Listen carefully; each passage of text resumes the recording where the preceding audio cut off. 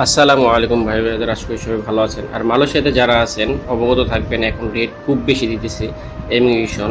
তো এটা পাসার চিহ্নিত দিছিল। তো আমার এই ভিডিওটা আপনার সতর্ক বার্তাও বলতে পারেন, এখানে যারা পাসপোর্ট আছে তাদেরকেও কিন্তু বসায় রাখছে, ঠিক আছে?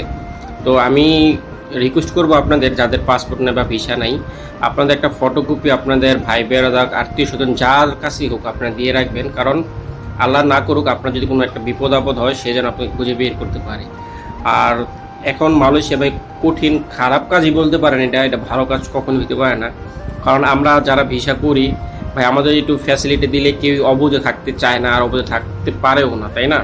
যেমন একটা মানুষের ভিসা যদি 6,000 রিঙ্গিত লাগে, সেই মানুষের বেতন যদি 2,000 3,000 টাকা হয়, সে মানুষটা কীভাবে করবে? এইটাও তো একটা বিবেচনার বিষয়, ঠিক আছে? আমার বাংলাদেশের ইমিগ্রেশন মাদার ফাঁকার, ঠিক আছে? ওদেরকে বললে তো কিছু বলার মতন নাই ভাই। ওদের মতন মানে জানোয়ার, ওদেরকে বইলা কোনো বোঝানোর মতন নেই। যেমন আমি কিছু কিছু জিনিস দেখছি, আমাদের এই যে যাদের ধরে নিয়ে যেতেছে আমাদের বাংলাদেশের হাই কমিশনার ভাই, মানে একবার হুক্কি দিতেও যায় না, ফুক্কিরা দিতেও যায় না। তো বুঝেন ওদেরকে কি বলুম আর, ঠিক আছে? তো আপনাদের কাছে রিকোয়েস্ট থাকবে, আপনারা যে যেখানে আছেন ভাই একটু সেফটিভাবে থাকবেন, আর একজন আরেকজনের হেল্প করার চেষ্টা করবেন। কারণ এখানে মালয়েশিয়া ভাই আমরা প্রবাসী যারা আছি সবাই এইভাবে আমরা টাকা কামাই, ঠিক আছে? এই বিপদের মুখে কেউ আপনার পাশে আগা না আসুক, আপনার আত্মীয় স্বজন যেই আছে তাদের কাছে ভাই বলে রাখবেন, ভাই আমার পাসপোর্ট ফটোকপিটা দিয়ে রাখেন।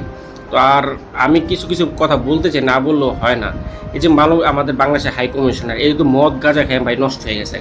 এই মাদার ফাঁকাররা কোনো দিন চিন্তা করে না এই যে প্রবাসীরা আছে ওরা কেন অবৈধ হয়। আর জানোয়ার বাচ্চা 6,000 রিঙ্গিত 5,500 রিঙ্গিত একটা মানুষ কিভাবে দিয়ে লাগাইবো ভাই? এইটাও তো বুঝা দরকার তোদের। মানে তোরা তো এ বুঝবি না, তোরা পারবি খালি বিদেশ পাঠাইছি টাকা পাঠা রেমিডেন্স পাঠা, টাকা পাঠা রেমিডেন্স পাঠা, ঠিক আছে? তো যাই হোক ভাই, আপনাদের কাছে মানে বইলা তো এদেরকে মাদার ফাঁকার কিছু বইলা তো কোনো লাভ নেই, বুঝছেন নাই? কারণ আমাদের কষ্ট, আমাদেরই যন্ত্রণা, আমাদেরই পোহাইতে হবে।